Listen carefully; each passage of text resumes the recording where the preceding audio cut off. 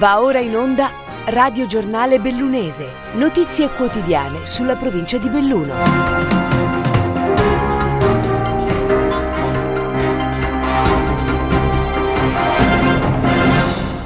Nuovo appuntamento con il Radio Giornale Bellunese, edizione di giovedì 6 ottobre. Coronavirus, crescono i ricoveri negli ospedali del Bellunese, 7 i nuovi ingressi negli ultimi 2 giorni, numero che porta a 44 il dato sui pazienti Covid attualmente in cura tra Belluno e Feltre. Una persona è in terapia intensiva. L'incremento ha richiesto l'attivazione di ulteriori posti letto di degenze Covid, spiega l'Ulsuno Dolomiti. Aumentano anche i contagi, con l'incidenza settimanale salita a quota 623 casi ogni 100.000 abitanti, molto al di sopra del dato nazionale di 412 su 100.000. Da qui l'appello alla responsabilità da parte dell'azienda sanitaria bellunese. I comportamenti preventivi, sottolinea la direttrice generale dell'ULSS Maria Grazia Carraro, sono sempre quelli che abbiamo imparato a conoscere: utilizzare la mascherina, arieggiare i locali, lavarsi frequentemente le mani, isolarsi e fare un tampone in caso di sintomatologia ed effettuare la vaccinazione.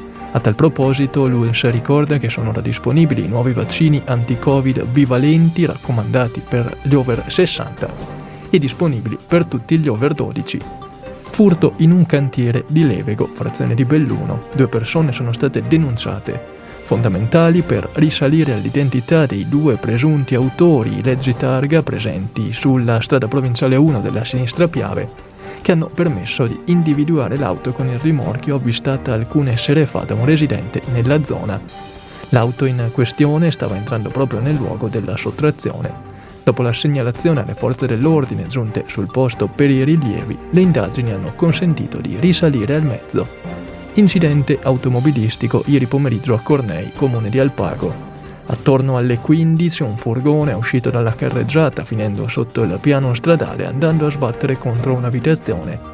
All'origine del sinistro un malore del conducente, rimasto ferito fortunatamente in maniera non grave.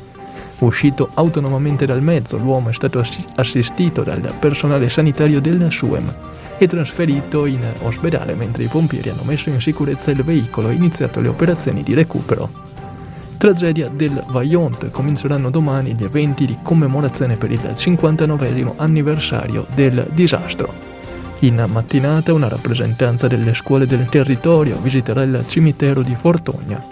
Alle 18 invece in municipio verrà presentato il libro Il dolce vita di Francesco Longoni, una raccolta di memorie personali dedicate alla frazione di Roggia negli anni successivi alla ricostruzione.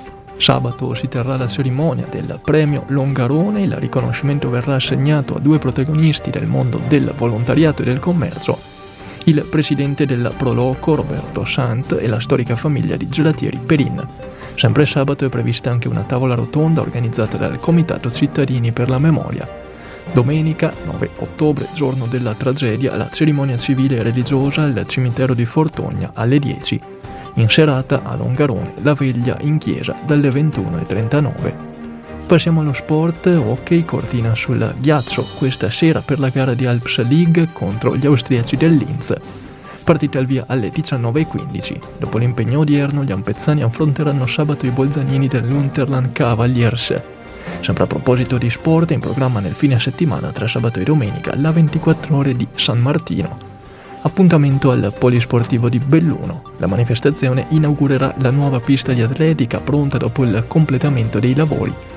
Gara alla via alle 15 di sabato e conclusione alle 15 di domenica. Infine la pallavolo femminile, doppio derby di Coppa Veneto. Questa sera in programma le sfide tra Serico e Feltre e tra Limana e Belluno.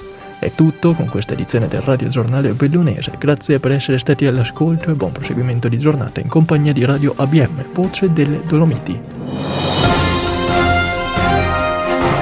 Avete ascoltato Radio Giornale Bellunese, notizie quotidiane sulla provincia di Belluno.